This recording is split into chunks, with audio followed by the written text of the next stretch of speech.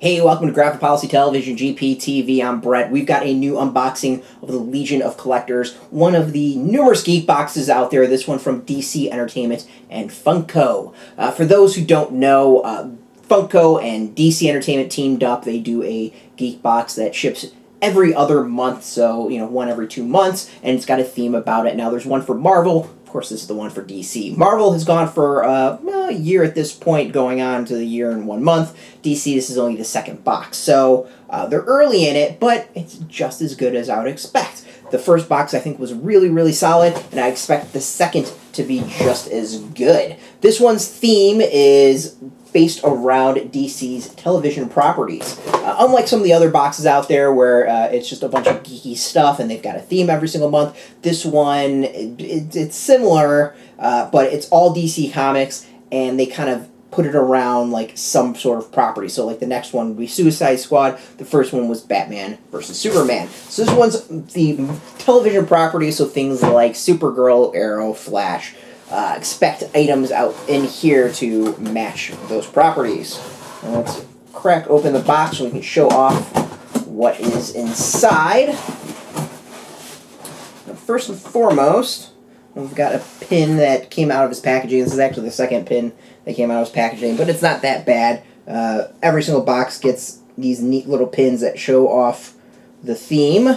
This one's the Atom, and then the other thing they give you is a patch, this one of Supergirl. Now you'll notice the top of the box has a bunch of comic art. And it's one of the things that I think really stands out in both the DC and Marvel box is that comic art. I think it just adds to the flavor. It looks really, really cool. Some of my favorite boxes, I actually keep the boxes because I think they're just neat.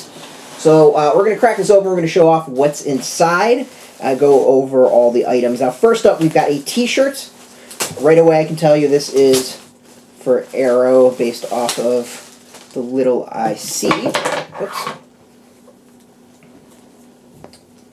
This one, we got Arrow. I can't read it over there. Star City, only weapon. So, an interesting t-shirt. I kind of like the design. I'm not totally in love with it, but I like it much better than some of the ones we've seen in the Marvel box. They have like the Funko heads and stuff like that. It's just, it's a regular t-shirt if you're a fan of Green Arrow or Arrow. I think you'll probably dig it. It just feels like there's some random words on it. I think that's kind of my only thing. The design itself I actually dig. And I would probably actually like it more if it just said Arrow, or maybe the arrow was where Star City is or something like that. But it just I don't know, it's kind of got like random words. I mean, it's like keywords of Venn diagrams of things about Arrow. It all comes together and make the character.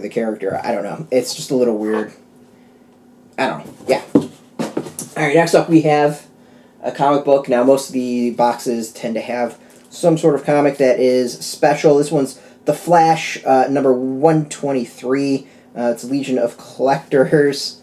Showed off. It's, of course, got Grant Gustin, who is the Flash on the television show The Flash. Cool image. Comic's interesting. It's 123. Well, I don't know what comic that necessarily ties into. I mean, the latest volume has it at like 51.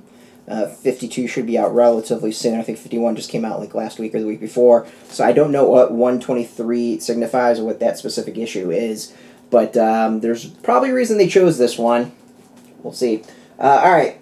Now, with a lot of these boxes, of course, there's Funko pop figures. I mean, Funko does all those pop figures that you see. They wind up in a hell of a lot of boxes. The one thing I like about the DC Legion of Collectors and the Marvel Collector Corps is that the pops that are included tend to be exclusives. So first up, we've got an exclusive Legion of Collectors Jay Garrick figure from The Flash. Now, for those who know, Jay Garrick, spoiler, is actually Zoom and goes by a different name.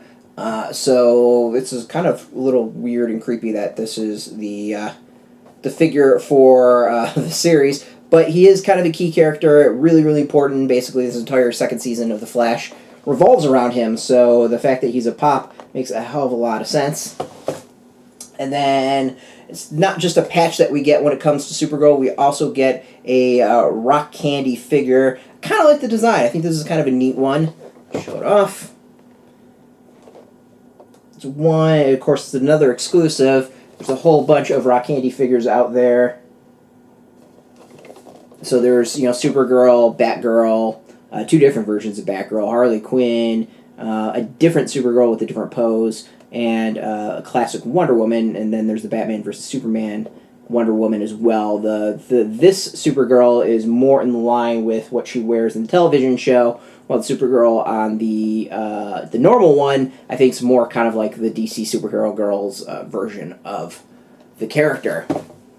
That's everything in the box. Let me show off the rest of the box. It's got the art all the way inside. But yeah, it's a decent box. Like, if the most of the boxes, I think they cost like $50 with all the shipping when you take everything into account.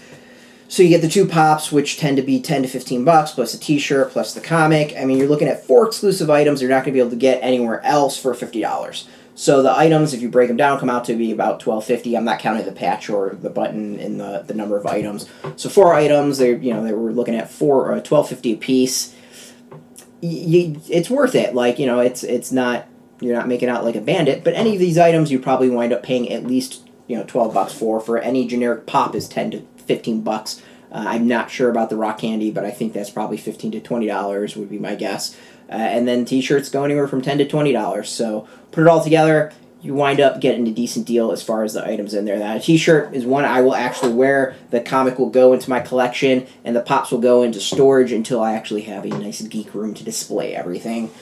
So it is what it is. I dig the Legion of Collectors. It's a cool box. I like it. I like the Marvel one. If you're a DC fan, I really feel like, much like the Marvel one, if you're a hardcore fan of this particular property, that you should go and get the box. It's definitely for hardcore, really big fans of DC Comics. Next month is Suicide Squad, so of course, or not next month, but the next one is Suicide Squad, so of course we'll have that. For those interested in the Legion of Collectors, we've got a link underneath this video that you'll be able to click and go and subscribe. It's not an affiliate link. We get nothing of this. This actually comes out of my own money, so that shows that I actually enjoy this and like it, that I'm willing to subscribe to it out of my own pocket. So I get nothing in return for any of this. I just think it's a cool box. Want to show it off. Of course, I'm a DC Comics fan. I want to support what they're doing. So overall, it's a cool box. Like, this is decent if you're a fan of the television shows. I feel like you'll probably dig this one. It might have been nice to see Lucifer. It might have been nice to see something from Gotham. We got the button from DC Legends of Tomorrow. But Adam was also on Arrow, so a little bit mix of there. But there's only so much you can put in the box. Overall, a thumbs up. I like it.